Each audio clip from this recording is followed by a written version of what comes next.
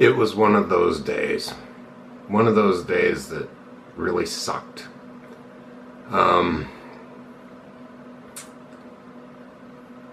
It sucked, but it was also good, I suppose. I went to work this morning, and I drove to work, and I didn't feel myself. I didn't feel normal. And I got to work, and my chest started hurting. And you know, I didn't think nothing about it. I normally take aspirin every morning, just because I know it's good for your heart. And I got to work, and my chest was hurting, and I remembered I had forgot to take an aspirin. So I remembered that at about 9 o'clock this morning, and so I took an aspirin, and I thought, you know, this is kind of weird because it felt different. It felt like a pressure. So I went ahead and took the aspirin, and then kind of hung out for a while to see if I was going to feel better. And from 8 to about 8:30 was the worst. And then I kind of felt a little bit better, but it was still hurting. It wasn't hurting, like I said, it was like a pressure. So about 10 o'clock, after taking the aspirin, I figured that was an hour, things should settle down, whatever. And it was still felt very uncomfortable. And so I decided that it was probably best off that I probably go and see the local urgent care. So my work is only a few blocks away from a hospital, and the urgent care is about halfway between my work and home. And so I thought, you know, I'm just going to let my boss know that I'm not feeling well and that I'm going to go and see a doctor. So I did, and the people who work with me, they told me and said, you know, Bill, you just need to go to the hospital. It's, you know, a couple of blocks away. I said, yeah, I'm just going to go to urgent care. And they said, go to the hospital. So to make them happy, I said I was going to go to the hospital, which was stupid because I'm bullheaded, and I didn't go to the hospital. I actually went to the urgent care. And so I got to the urgent care, and they got me right in. They gave me a couple of nitro tabs, hooked me up to heart monitors, got me on an IV, and the next thing I know, there's fire department and ambulances there, and I'm in an ambulance on my way to the hospital that was a few blocks away from my work. So I spent the day there.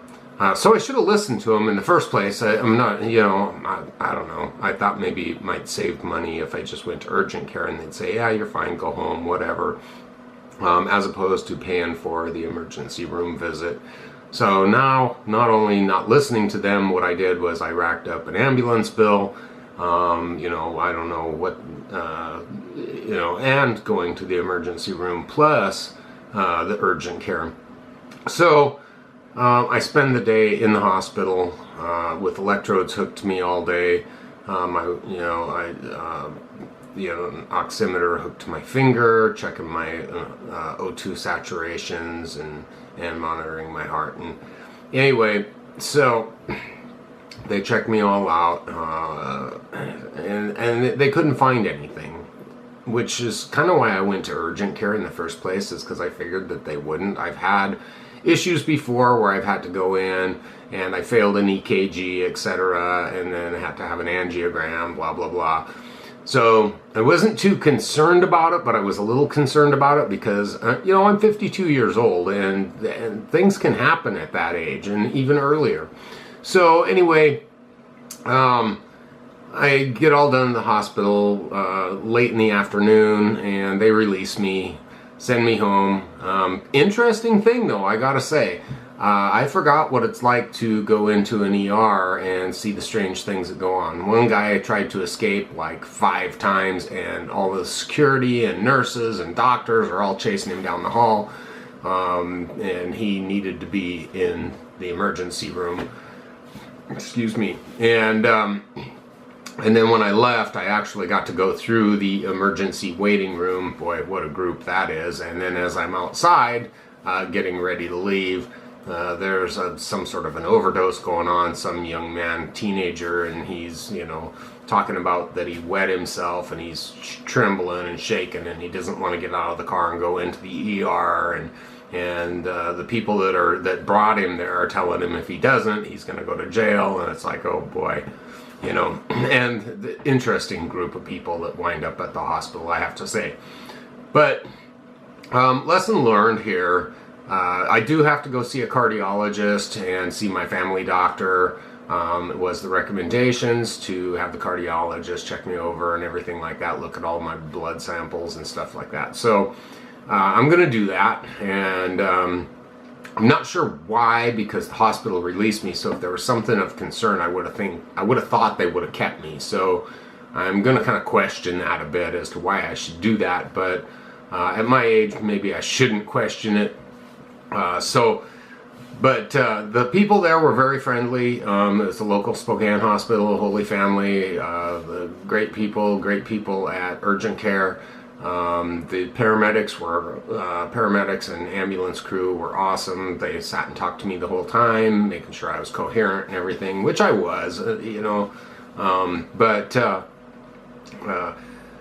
just a word of the wise. If you have chest problems or chest pains or something like that, probably just best off going straight to the emergency room. And what they told me basically is the urgent cares don't have the facility to handle such as heart attacks, things like that.